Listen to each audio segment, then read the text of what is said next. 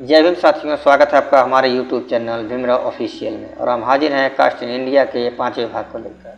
पहले भाग में हमने आपको बताया था कि ब्राह्मण अनेक गलतियां करने के दोषी रहे हों, और मैं कह सकता हूं कि ऐसे दोषी थे, लेकिन जाति व्यवस्था को गैर ब्राह्मणों पर लाद सकने की उनमें क्षमता नहीं थी। उन्होंने अपनी तर्कपटुता से भले ही इस प्रक्रिया को सहायता प्रदान की हो, लेकिन अपनी ऐसी योजना को निश्चित रूप से अपने सीमित क्षेत्र से आगे नहीं बढ़ा सकते थे। समाज को अपने स्वरूप के अनुरूप ढालना कितना गौरवशाली और कितना कठिन कार्य होता है। ऐसा कार्य करने में किसी को भी आनंद प्राप्त हो सकता है और वह इसे प्रशस्त कार्य कर सकता है, लेकिन वह इसे बहुत आगे तक नहीं ले जा सकता। और अब आगे डॉक्टर बाबा साहब अम्बेडकर लिखते हैं, यह प्रस्थापना प्रमाणित करने हेतु, जबकि वास्तव में उसे किसी प्रमाण की आवश्यकता नहीं है कि कुछ जातियों की रचना अनुकरण के कारण हुई है। सबसे उत्तम विधि मेरे विचार से यह देखना कि अनुकरण के कारण हुई संरचना की जीवंत परिस्थितियां हिंदू समाज में विद्यमान है कि नहीं। अनुकरण करने हेतु प्रमाणिक आधार पर परिस्थितियां इस प्रकार होनी चाहिए। नंबर 1, अनुकरण के स्रोत की ग्रुप में प्रतिष्ठा हो, और नंबर 2, समुदाय के सदस्यों के बीच यथेष्ट और दैनिक संपर्क बना रहता हो। इसमें संदेह करने की बहुत कम गुंजाइश है कि भारत में ऐसी परिस्थितियां मौजूद थीं। ब्राह्मण अर्ध ईश्वर के समान माना जाता है। यह जीवन यापन विधि निर्धारित करता है और अन्य को उसी के अनुरूप ढालता है। उसकी प्रतिष्ठा पर प्रश्न चिन्ह नहीं लगा जा सकता, और यह आनंद और शुभ का मूल स्रोत होता है। जिस ऐसे व्यक्ति का धार्मिक ग्रंथों में यशोगान हुआ हो और जो ब्राह्मण परक समाज के सदस्यों द्वारा पूजित हो, क्या वह विनीत मानवता पर अपने व्यक्तित्व की छाप छोड़ने में असफल हो सकता है? यदि यह सब सत्य है तो सहज ही समझा जा सकता है कि उसे अनंत क्यों माना गया है। ऐसा व्यक्ति जो अनुकरण से भी अधिक योग्य होता है, और कम से कम उसका अनुकरण तो किया ही जाना चाहिए। यदि ऐसा व्यक्ति अंतर्विवाह व्यवस्था का अनुपालक हो, तो क्या समाज के शेष लोग उसका अनुकरण न करें? यह मानवता की ऐसी असहाय स्थिति है। ऐसी स्थिति चाहे गंभीर विचारक की हो या चंचल नारी की, उसे तो झुकना ही पड़ता है। कुछ अन्य किया भी तो नहीं जा सकता। अनुकरण सरल होता है और आविष्कार कठिन। जाति निर्माण में अनुकरण नियम किस प्रकार प्रभावकारी होता है, इसे समझने के लिए यह जान लेना आवश्यक है कि जाति संरचना के प्रारंभ काल में प्रचलित रीति रिवाजों को गैर ब्राह्मण वर्गों का समर्थन प्राप्त था।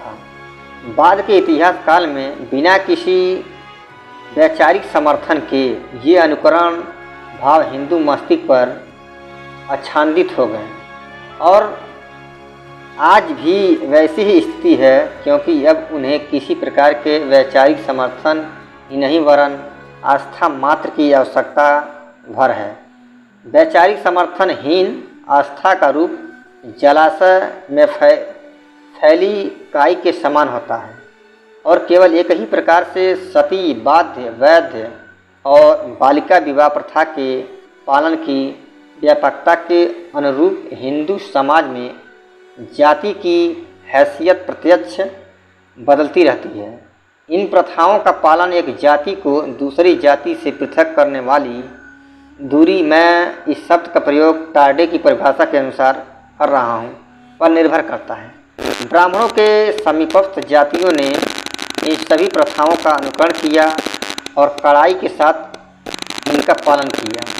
जो कम समीप रही है, उन्होंने बाध्य, वैध और बालिका विवाह का अनुकरण किया है। जो इससे भी कम समीप रही है, उन्होंने केवल बालिका विवाह को माना है, और अधिक दूर रही उन्होंने जाति व्यवस्था के सिद्धांत पर आस्था बनाए रखी। मैं यह कह सकने का साहस कर सकता हूँ कि ऐसा अपूर्ण अनुकरण अंशतः उस कारण से हुआ जिसे टार्डे ने दूरी बताया और अंशतः प्रथाओं के बर्बर होने के कारण हुआ है। यह घटना टार्डे के नियम को भलीभांत उजागर कर देती है और इसमें कोई संदेह शेष नहीं रहता कि ऊपर वालों को नीचे वालों के द्वारा अनुकरण की प्रक्रिया ही भारत में जाति संरचना की संपूर्ण प्रक्रिया है। यहाँ पर मैं अपने पूर्व निष्कर्षों का उल्लेख करूँगा जो आपको आकस्मिक एवं असमर्थित प्रतीत हो। तब मैंने कहा था कि 3 विचाराधीन प्रथाओं की सहायता से ब्राह्मणों ने सर्वप्रथम जाति संरचना का ढांचा खड़ा किया था।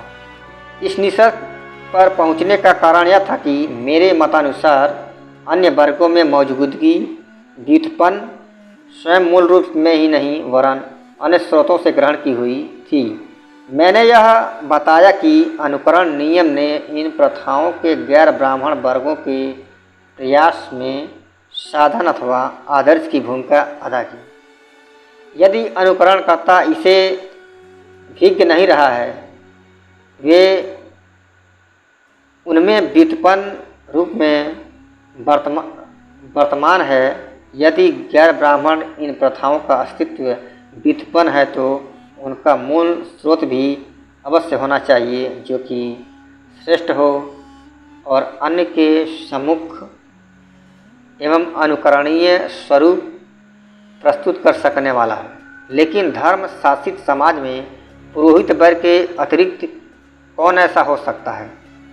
यह कथन उनकी कहानी को पूरा कर देता है कि जो इतने शक्तिहीन थे कि अन्य का प्रवेश रोकने के लिए अपने दरवाजे बंद नहीं कर सकते थे।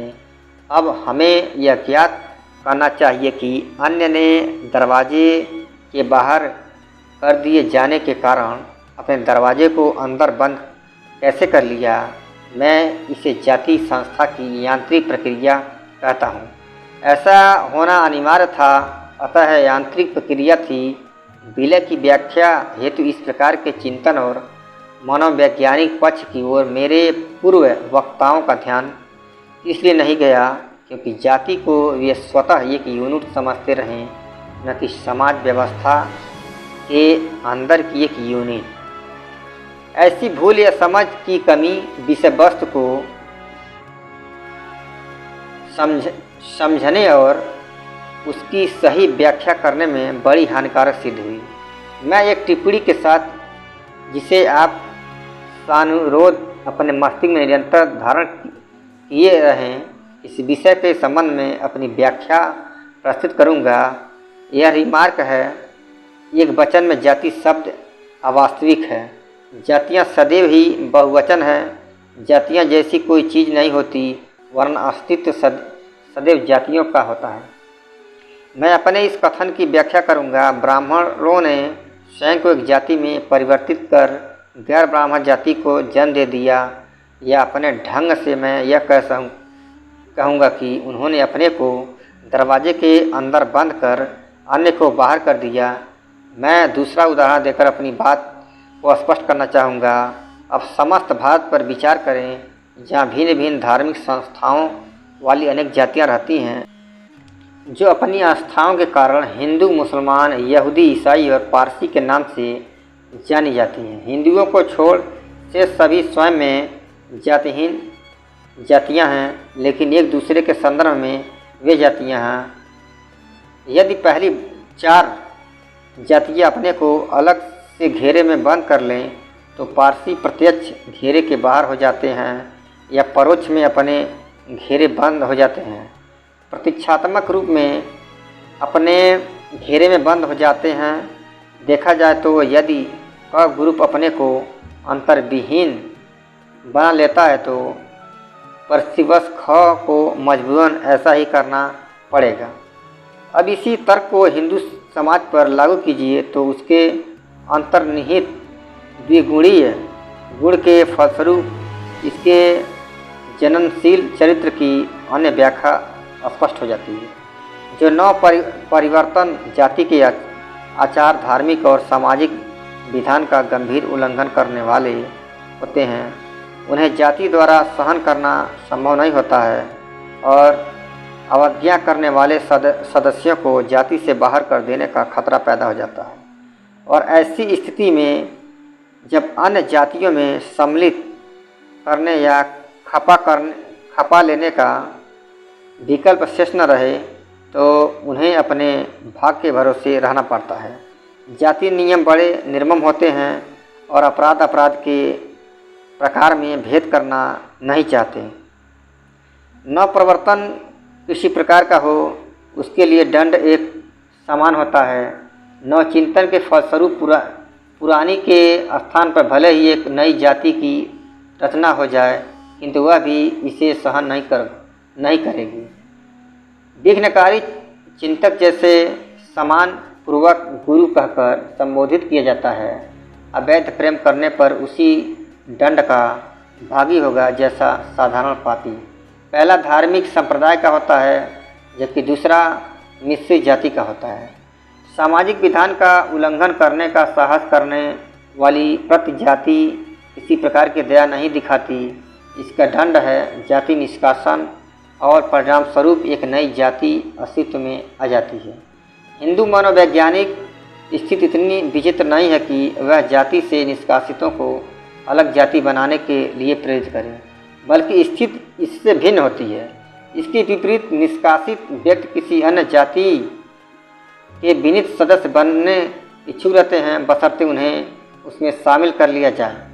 लेकिन जातियाँ तो बाड़े के अंदर घिरी यूनिट होती है जिसमें अन्य को प्रवेश नहीं मिल सकता। इसलिए यह शुद्ध अंतःकरण से रचा गया षड्यंत्र बन जाता है। जबकि जाति निष्कासितों को एक नई जाति बनानी पड़ती है। ऐसी निठुर परिस्थिति बड़ी हृदयहीन होती है जिसके परिणाम स्वरूप कुछ अभागे अपने को अन्य बाड़े के अंदर बंद कर देते हैं। इन दुर्भागियों को बाड़े से बाहर कर देते हैं। इसका परिणाम यह होता है कि समाज के यांत्रिक नियमों के अधीन नए ग्रुप जो जाति नियमों के अंतर्गत समझने वाले किसी कारण से बनते हो नित्य प्रति आश्चर्यजनक संख्या में जाति का स्वरूप ग्रहण कर लेते हैं। भारत में जाति संरचना का एक द्वितीय प्रकार है। अब मैं अपनी प्रस्थापना की प्रमुख बातों का उल्लेख करूंगा। जाति व्यवस्था पर अनुसंधान करने वालों ने मेरे मतानुसार अनेक गलतियां की हैं जिसके फलस्वरूप उन्होंने गलत मार्ग अपना लिया। जाति व्यवस्था के यूरोपीय अध्ययनकर्ताओं ने इस संबंध में वर्ण की भूमिका पर अनावश्यक बल दिया है। क्योंकि वे स्वयं इस रंग भेद नीति के शिकार हैं, इसलिए उन्होंने सफलतापूर्वक यह सोच लिया कि भारत की जाति समस्या की उत्पत्ति में वर्ण की प्रमुख भूमिका रही है। लेकिन इससे अधिक सत्य से परे और कोई बात नहीं हो सकती। डॉक्टर केतकर का यह कथन है कि सभी राजा राजकुमार, चाहे वे तथाकथित आर्य जाति के थे या प्रकाशित द्रविड़ जाति के थे, सभी आर्य थे। कोई कबीला या परिवार या आर्य जाति का था या द्रविड़, इससे भारतीयों को तब तक कोई सरोकार नहीं रहा जब तक कि विदेशी विद्वानों ने अध्ययन कर इस संबंध में विभाजन रेखाएं नहीं खींची। शरीर का गण बहुत ही पहले अपना महत्व खो चुका था। इसके अतिरिक्त उन्होंने विवरण को व्याख्या समझ लेने की भूल की और उनको वाद विवाद का विषय बना लिया। मानो वे जाति के उद्भव के सिद्धांत हैं। यह सही है कि पेशे, धर्म आदि संबंधी जातियां होती हैं। अभी यह मालूम करना शेष रह गया कि पेशे वाले ग्रुप जाति कैसे बन गए, लेकिन यह प्रश्न अभी कभी नहीं उठाया गया। अंत में जाति को बड़ा हल्का फुल्का महत्व प्रदान किया गया, मानो पलक झपकते ही यह कायम हो गया हो। इसके विपरीत, जैसा कि मैंने बताया कि जाति का चलते रहना लगभग असंभव कार्य है, क्योंकि ऐसा कार्य भारी दिक्कतों से भरा हुआ है। यह सही है कि आस्था जाति का आश्रयदाता है, लेकिन इससे पहले कि आस्था किसी संस्था की आधारशिला बने, संस्था के लिए स्थायित्व और दृढ़ता प्राप्त कर लेने की आवश्यकता होती है। जाति व्यवस्था के मेरे अध्ययन के 4 बिंदु प्रमुख हैं। नंबर 1, हिंदुओं की मिली जुली आबादी होने पर भी उनकी सांस्कृतिक एकता गहरी है। नंबर 2, जाति का अर्थ है एक बृहत सांस्कृतिक यूनिट को छोटे अंग में विभाजित कर देना। नंबर 3, प्रारंभ में एक ही जाति थी। और नंबर 4, अनुकरण और जाति निष्कासन के फलस्वरूप वर्गों ने जातियों का स्वरूप धारण कर लिया। आज भारत में जाति समस्या के प्रति असाधारण दिलचस्पी दिखाई जाती है, क्योंकि इस अस्वाभाविक संस्था से मुक्ति पाने के लिए निरंतर प्रयास किए जा रहे हैं। ऐसे प्रयासों के दौरान इसकी उत्पत्ति के संबंध में अनेक विवाद उठ खड़े हुए हैं और कहा जा रहा है कि इसकी उत्पत्ति और किसी परम सत्ता के सचेत आदेश का परिणाम है, या फिर यह समाज की असाधारण परिस्थितियों की अचेतन उपज है, जिसकी उक्त में से दूसरी विचारधारा है। मुझे आशा है कि वे इस पेपर में अपनाए दृष्टिकोण से कुछ वैचारिक शक्ति प्राप्त करेंगे। व्यवहारिक महत्व के अतिरिक्त जाति विषय ऐसा है कि जिस पर ध्यान अति केंद्रित करने की आवश्यकता है, और इसके धर्म शासित आधार के कारण उत्पन्न हुई दिलचस्पी ने मुझे आपके सम्मुख अपने कुछ निष्कर्ष प्रस्तुत करने को उत्प्रेरित किया है, जो कि ऐसे ठोस आधार पर अवस्थित हैं जिनका समर्थन किया जा सकता है। फिर भी मैं इतना दुराग्रही नहीं हूँ कि इन निष्कर्षों को अंतिम या विचार विनिमय के दौरान किए गए अपने अंशदान से कुछ अधिक मान लूँ। मैं समझता हूँ कि गाड़ी गलत लाइन पर चली गई थी, अतः मेरे पेपर का मुख्य उद्देश्य यह लक्षित करना है कि मेरी राय में अनुसंधान का सही तरीका क्या होना चाहिए, ताकि उपयोगी सत्य पर पहुंचा जा सके। फिर भी हमें विषय पर पक्षपातपूर्ण विचार करने से सावधान रहना चाहिए। भावनाओं का विज्ञान में कोई स्थान नहीं होना चाहिए और प्रत्येक घटना को वस्तुपरक आधार पर आंका जाना चाहिए। मेरे सिद्धांत का सकारात्मक निर्मूलन किए जाने पर मुझे भारी प्रसन्नता होगी, क्योंकि अनेक विद्वत्तापूर्ण गवेषणाओं के बाद भी किसी विषय पर तर्कसंगत असहमति एक ऐसी चीज़ है जो सदैव विवाद का विषय बनी रहेगी। अंत में मुझे इतना ही कहना है कि मैं जाति संबंधी अपने सिद्धांत के संबंध में महत्वाकांक्षी हूँ, और यदि इसे समर्थन न देने योग्य सिद्ध कर दिया जाए तो मैं इसे ससर्ग त्याग देने को भी मैं तैयार हूँ। साथियों, आज के लिए बस इतना ही। मिलते हैं अगले वीडियो में। तब तक के लिए जय भीम, नमो बुद्धाय, धन्यवाद।